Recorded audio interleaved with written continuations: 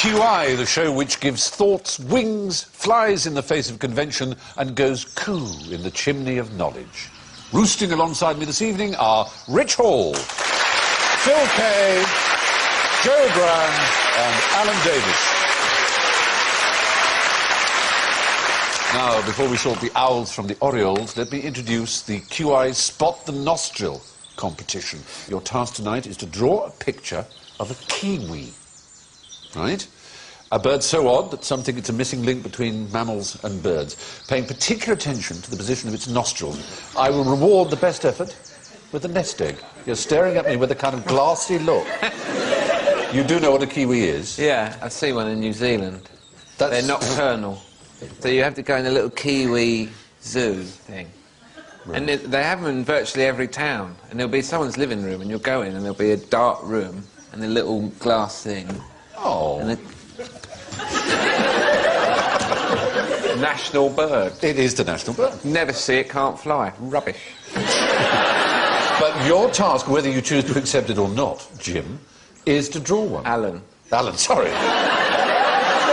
What's the national bird of England? I'll tell you what it is for women. Thrush.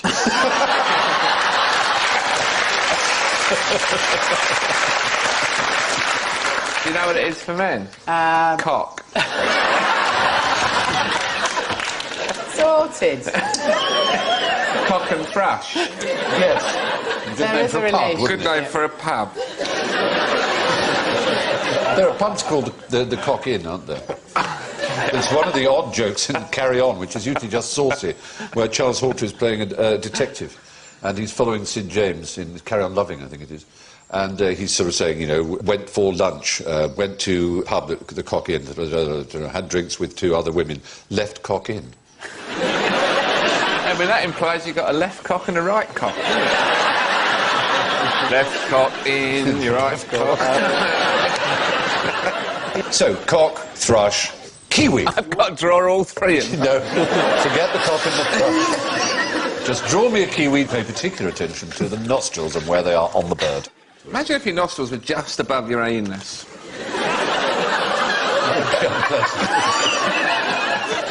Good. Before we go any further, we want to know how you sound. So, Joe, sing to me. Rich.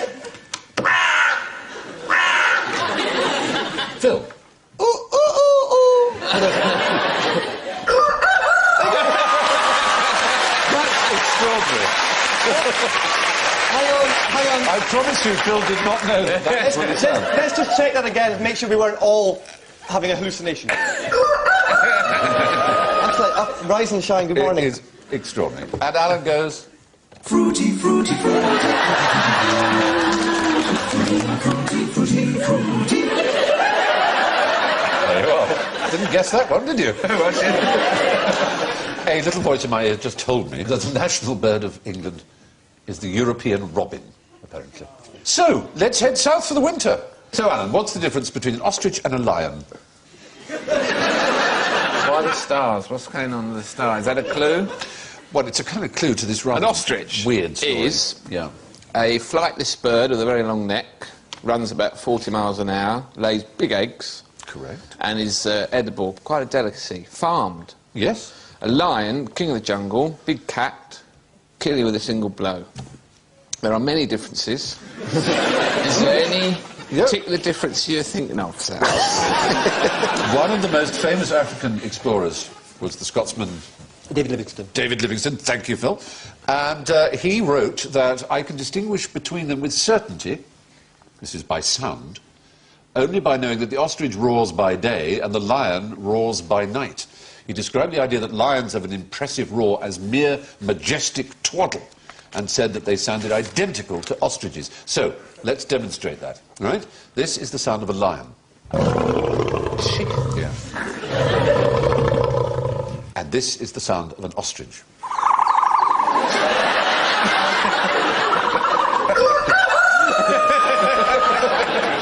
Yes, Phil. David Livingstone was a hard-working Scot. He was working in the mines. His ears were damaged. He couldn't be blamed for this. Don't you feel that actually Stanley was rather lucky that when he said Dr. Livingston, I presume he wasn't shot because he was mistaken for a leopard or something? If Siegfried and Roy had worked with ostriches instead of big cats, they'd probably still be working today. That's a very good thought. Although, Johnny Cash was attacked by an ostrich. Did you know that? I didn't. Yes. In Very Africa? ferociously, yeah. Really? Never quite recovered.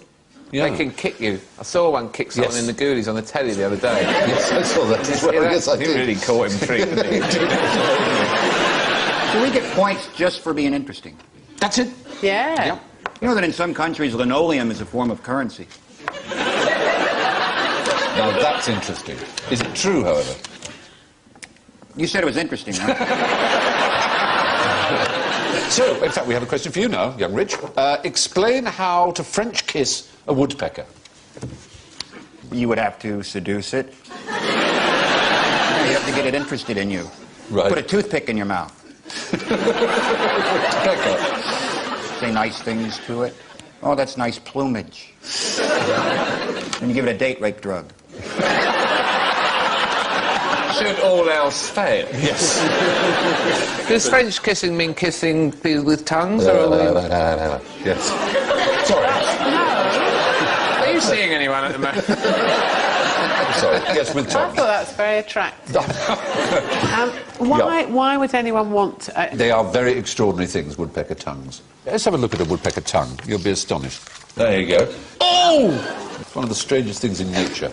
It's an amazing organ. It can extend to 2/3 of its body length. It's covered in sticky saliva, vicious barbs, and has an ear at the end of it. Which you can listen to its prey. So it uses the beak for pecking at bark and making ear a hole. at the end of its tongue. Well, a thing that detects sound. Sorry, can you say that again? Absolutely.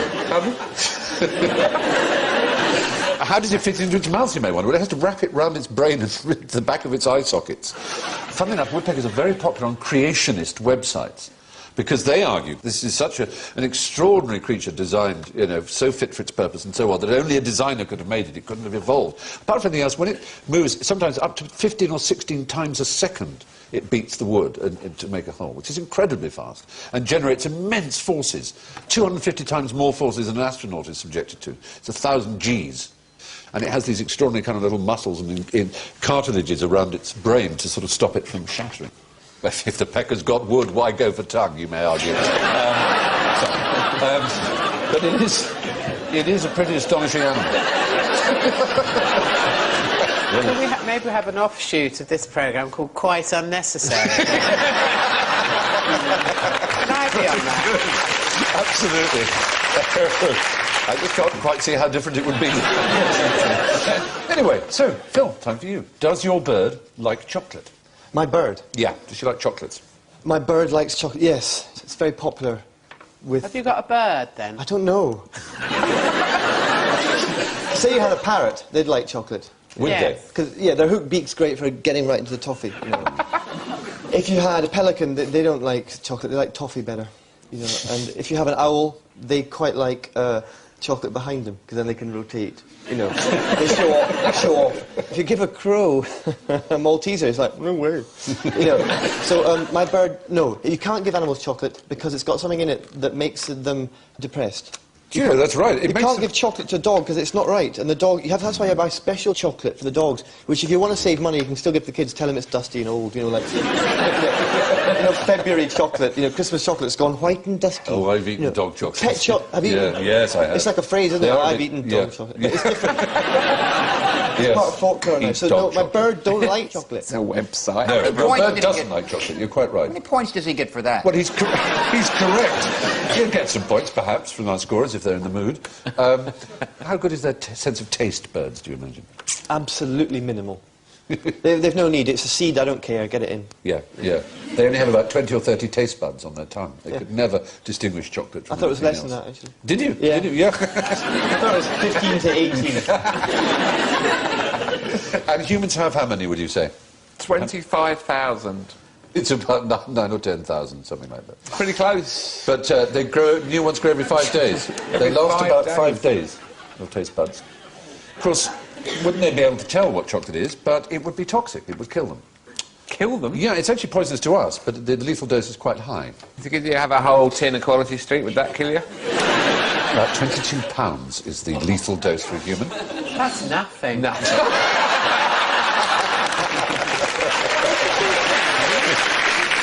Well, yeah, a little Smartie would kill a small songbird, for example. That's quite... You sick... A friend of mine had a hamster, and it wasn't very well, so her dad gave it a bit of brandy. Lord, what happened? Guess what happened next? Severe alcohol poisoning. Terminal alcohol poisoning? Oh, absolutely. Oh, dear. Is he better? Go to bed. We'll see you in the morning. Get down the shops. Get down the shops. When I was a teenager, someone I know gave their dog LSD.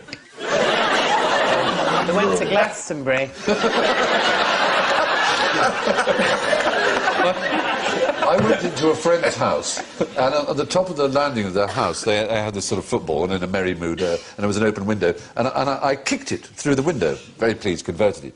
And I had never heard of these things that people who have hamsters have, these little balls where the hamsters... I kicked the hamster right out the window, and it had bounced on it, and gone all over the place. I felt Did it absolutely die? awful. No, it survived. It seemed perfectly cheerful. Have you seen these little balls you can... Yeah. I thought, God, that new ball I got for Christmas is bloody brilliant. But it's a pity Bill Bailey's not here, actually. They had a dog. Bill's girlfriend used to take it to work in an old people's home, and it used to eat entire boxes of Daz. And it would eat pants as well, and sort of like clean them. A washing machine inside, And two then out some white the pants would come out of its bum. You'd have to go... Yeah. Very white. Well-ish. Yeah. You know. But you wouldn't pop them straight on. Let's put it that That's probably true. way. We had a cat that could open the fridge. So lie on its back like that with its paws under the fridge and then yank it open. Really? Oh, yeah. And then he was in. And he got the turkey out the fridge and had it halfway to the cat flap before we found him. That's like Tom and Jerry, isn't it? And then he was eating it really fast like that while we were running towards him.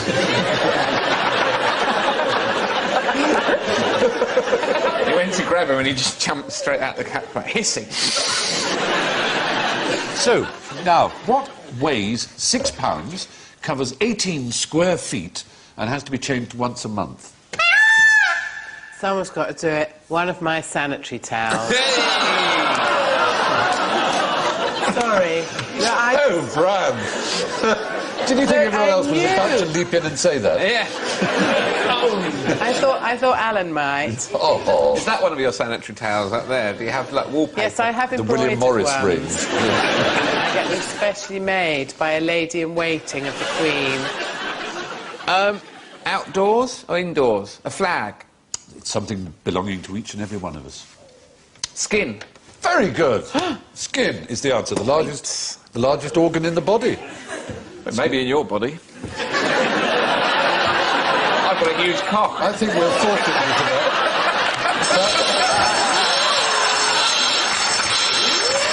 That's how predictable that was, thank you. You almost fell exactly into our trap. That counts as putting one foot into it, I reckon, so -5 to you. Yes, the skin. Extraordinary chap, the skin. In a single square inch of skin, there are 20 feet of blood vessels. Just a single square inch of skin. Isn't that amazing? 1,300 nerve cells. Yep, and 100 sweat glands. And the cells of the human body are constantly being replaced. We lose about 50,000 cells a second. Yes. People get through around 900 skins in a lifetime. Right. So, now, True facts. here's a question. Does putting perfumed sachets in your drawers help conception? It will help conception, yes. How so? Because it'll give a meadow-like feel to the bedroom and everyone will be relaxed and ooh. It will. It would certainly, in that sense, and there's an even more direct sense, which is rather astonishing. Because Lavender? Is it to do with lavender? it's not actually lavender, it's a very particular flower, the lily of the valley. It helps your sperm count. And it's even weirder than that. Sperm can smell. Sperm can smell whether you've got clean underwear on or not. And if you have, it will come out to play. Well, they can certainly smell the smell of lily of the valley. Okay? Someone's sitting in a lab somewhere with sperm going, now, here's something. Do you know what? There'll be people alive because of that research in a few years' time. You have great faith in science. The thing is, right, is that the only people that smell of lily of the valley are like old ladies, aren't Yes, it's a Yardley fragrance, isn't it? It is Yardley. Yeah. So if you're an old lady, whoa-hey! I'm quite looking forward to it now. Yeah. You'll have sperm chasing you down the bookies and... See, it has long been a mystery as to how sperm can all go in the same direction so fast at the same thing, and whether or not the ovum puts out a scent trail. The closest we've got to discovering, I say we, or German scientists at Ruhr University, have got to replicating it is this particular scent called Borgiona, which is one that's used in the Lily Valley They tried perfumes. other smells. They've tried thousands of others, and this one makes them absolutely align and race towards them. And they're going to be using it in fertility clinics. Now, here's the thing. You have to work out what I'm talking about here. Two brothers, all right? Two brothers, they have a variety stage act. One brother punches a member of the audience on stage, and the other brother is arrested. Why would that be? Two brothers are doing a variety act. Ah, they're Siamese twins. You're absolutely right. Give them full maximum points. Chang and Eng Bunker was the name they eventually gave themselves, and they are why conjoined twins are called Siamese twins, because they came from Siam and got on the boat to America, where they made some money as a sort of entertainment act. I mean, they lived till the age of 63. They each married a pair of sisters and had 21 children between them. Yeah, I know, it's hard to imagine, isn't it? It does instantly, the mind tries to conjure a scene of how it worked. How many cocks did they have? All right, no, they were just joined at the tummy, they had one each. One each? Yes, they did. They were not joined at the cock, which would be most unfortunate. They got on incredibly well. Though they did actually, on that boat journey from Siam, they had a fight about it. One of them wanted a cold bath and the other didn't, and the crew and the captain had to sort of... Not separate. had to placate them, throw a bucket of cold water at them, I suppose. The one on the left looks really serious. He was a straight man. Well, actually, one of them took to drink, and the other didn't. But their systems are pretty independent, so... Imagine that, your twin pissed, that one. Come on, I'm getting you home. I love you. Chang, perhaps, not unnaturally as a drinker, died first. And Eng woke up one morning to discover his brother had died. He gave a great howl of despair, and they ran to fetch a doctor to try and separate him from his dead twin. And they came back, and he'd coiled himself round his twin and died within an hour of this. And the post-mortem revealed that it was really just, in its day, it was called kind of a broken heart, but it's a sort of nervous shock. He had no reason to die. And it was... A lot of comedy teams have broken up and they've done very well solo. Thank you for that tender remark. I'm feeling much better about deformity now we've talked it through. Yeah, absolutely. They had a genuine dignity about it. There we are. What happened was, of course, that Cheng, who was the brother who landed the punch, the one who, of course, later became an alcoholic, was guilty of common assault, but the judge decided it would amount to false imprisonment to jail the other one, so he set them both free. So, some advantage there in being conjoined twins. Licensed to whack people. So, on to our own version of this barbaric ritual that we call QI, and that's the general ignorance round. Fingers on buzzers for this, please. What is the loudest thing in the ocean? The blue whale. Blue whale? Oh, dear, oh, dear, oh, dear, oh, dear, no, no. The song of the blue whale is nothing like as loud as this. You can hear it for 10,000 miles. Another whale can hear it, but it's not actually in amplitude the loudest thing, in fact. Yes. Must it not be the sea itself? No. At least not. I mean, there's No, not quite. crabs, even smaller. Tiny crayfish. Some sort of vibrating thing. Well, no, you're doing exactly... What Alan is doing is exactly right. I am doing is animal. exactly right. Yeah. Imagine 1 trillion things with little Wacky claws diver dancers. thing. doing this. Crayfish. Lobsters. Lobsters. Smaller. Shrimps. Shrimps, yeah. They're the loudest thing in the ocean. Yeah. Oh, it's quiet down there, That's isn't it? right. It's called the shrimp layer, and there are trillions of them. And they do this at the same time, and it's not actually the claws banging together that makes the noise, it's the bubble of air popping that is created by this very fast thing. It comes out at 30 feet per second, this thing, and it then pops. And it can keep people awake. If they come inland, quite near the coast, it can keep whole communities awake at night. Trillions of them, though. I mean, really vast. They can white out a submarine's sonar and deafen the operators through their headphones. Subs below the layer can hear absolutely nothing above it, and subs above it can hear nothing below it. And they're floating in the water. Yes, you can only hear by raising a mast through them. So, now, next question. What's more likely, being killed by lightning or by an asteroid? Fruity, fruity, fruity. Yes. Lightning. Oh, dear. No one's ever been killed by an asteroid. That's rubbish. Prove it. Now, oddly enough, I mean, I think it's a rather unfair, but because you answered it, in the UK, you are more likely. You're more likely to be struck by an asteroid, but in America, it's more likely to be struck by lightning. This is research into NEOs, near-Earth objects, as they're called, estimates that a large one strikes us once every million years. The resulting death toll is likely to be in excess of 1 billion. So the chances of you dying Oh, please, that's never happened. are 1 in 6 million in any year. That has never happened. No, but it's going to happen pretty soon. No, it won't. Well, more than 2 kilometres wide is all the asteroid needs to be. And we've seen certainly craters which show there have been ones much wider than that.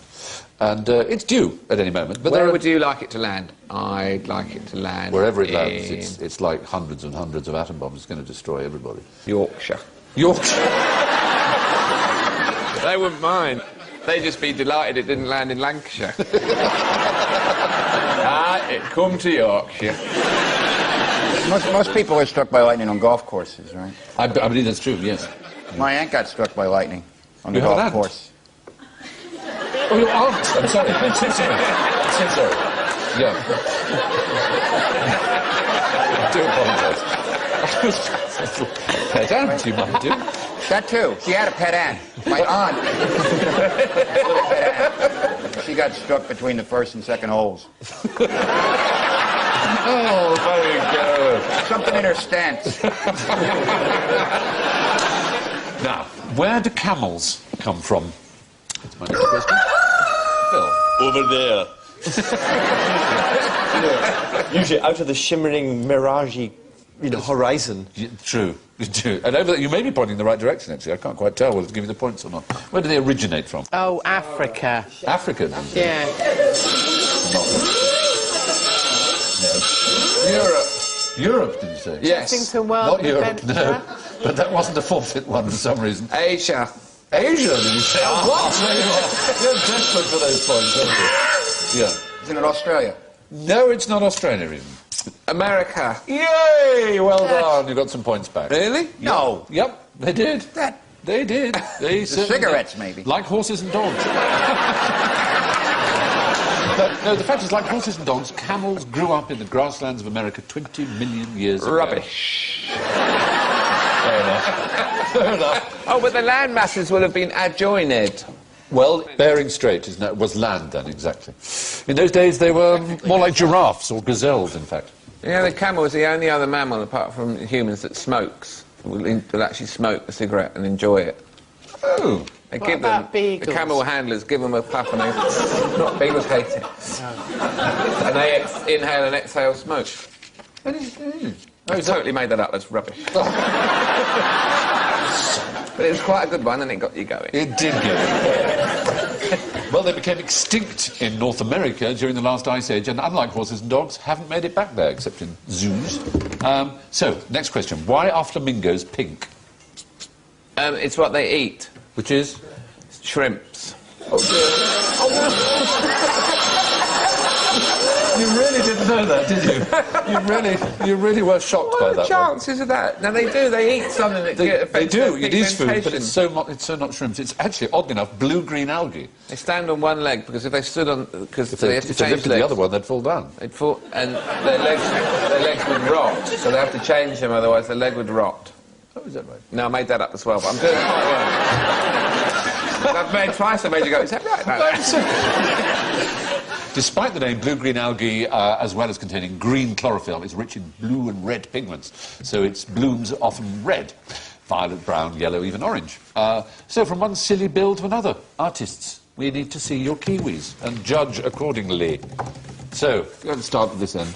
Yeah. What I have here is a sequential drawing of the nostril itself, there in situ, and here shedding, sneezing. So, as a flip of early movie footage, it's... I've drawn the assembly instructions for a kiwi. Like you'd find at IKEA. And this is where you screw on the beak in C. The Phillips head screw. And that's the completed project. Right, OK, very good. Joe? I just sort of did colouring in. Oh, that's so beautiful, though. And you've got the nostrils at the end of this crest. I have. We did discover, didn't we, in an earlier round, that birds have no taste. Yes. It's very charming. Excellent. So, Alan, let's have a look at yours. Oh, yes. There, yes. I've done him. Now, that's him with his shades on. Yeah. Even though it's night. Yeah. Well, it wouldn't matter. No. And his nostrils are on the end of his beak for sniffing. Well, that's extraordinary. Whether through some random act or whether through brilliance, you've got it absolutely spot on.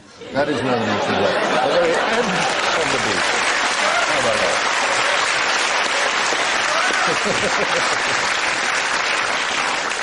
Officially, you measure a bird's bill from the tip to the nostril. Why would you want to do that? Well, that's... I don't quite... I want to measure it. So, officially, the kiwi has the shortest bill of all birds. Anyway, it frequently gets clogged up, its little nostrils, but they're very good sneezers. Yeah. So, let's count our chickens. And the final scores are, in first place, with a proud 3 points, it's Rich. And in second place with 1 point, it's Phil. In third place, with -8, it's Joe. But a proud and flourishing last with -40, it's Alan.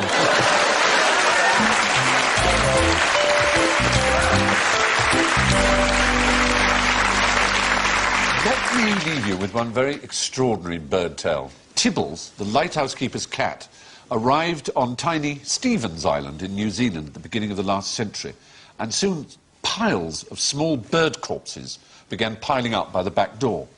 And the puzzled lighthouse keeper sent off some samples and was delighted to learn that Tibbles had discovered a new species, the only flightless perching bird in the world ever recorded. But it was unfortunately too late. By the time the news arrived, Tibbles had tracked down and killed every last example of what is now known as the Stevens Island wren. It's the only case of a single individual wiping out every member of a whole species. On that note, from Joe, Rich, Phil, Alan and myself, good night.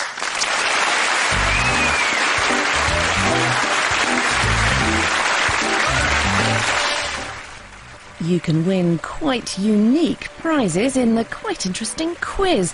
Just visit the QI website at bbc.co.uk/, you guessed it, QI.